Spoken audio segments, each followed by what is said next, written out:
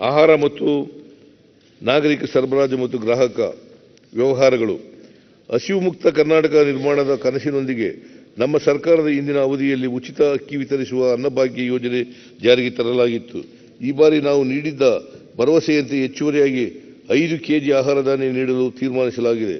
ಆದರೆ ಕೇಂದ್ರ ಸರ್ಕಾರದ ಅಹಂಕಾರ ಧೋರಣೆಯಿಂದಾಗಿ ಅಕ್ಕಿ ಲಭ್ಯವಾಗದ ಕಾರಣ ನಮ್ಮ ಸರ್ಕಾರವು ಪ್ರತಿ ಫಲಾನುಭವಿಗೆ ಪ್ರತಿ ಕೆಜಿ ಅಕ್ಕಿಗೆ 34 ರೂನಂತೆ ಪ್ರತಿ ಮಾಹೆ 170 ರೂಪಾಯಿ ನೇರ ನಗದು ವರ್ಗಾವಣೆ ಮಾಡುವ ಮೂಲಕ ನಮ್ಮ ಬದ್ಧತೆಯನ್ನು ಪ್ರದರ್ಶಿಸಿದ್ದೇವೆ.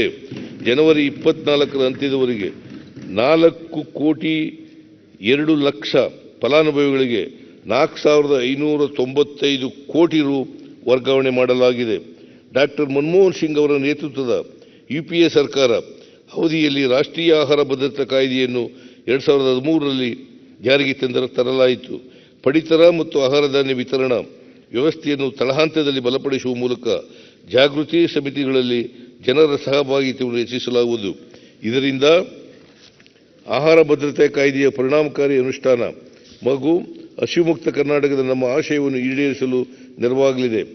ಅನ್ನ ಸುವಿಧಾ ಎಂಬ ಹೊಸ ಯೋಜನೆಯಡಿಯಲ್ಲಿ ಹೋಮ್ ಡೆಲಿವರಿ ಆಪ್ ಮೂಲಕ 80 ವರ್ಷ ದಾಟಿದ ಹಿರಿಯ ನಾಗರಿಕರು ಮಾತ್ರ ಇರುವ ಮನೆಯ ಬಾಗಿಲಿಗೆ ಆಹಾರ ಪದಾರ್ಥಗಳನ್ನು ತಲುಪಿಸುವ ಸಾಮಾಜಿಕ ಭದ್ರತಾ ವ್ಯವಸ್ಥೆಯನ್ನು ಜಾರಿಗೆ ತರಲಾಗುವುದು.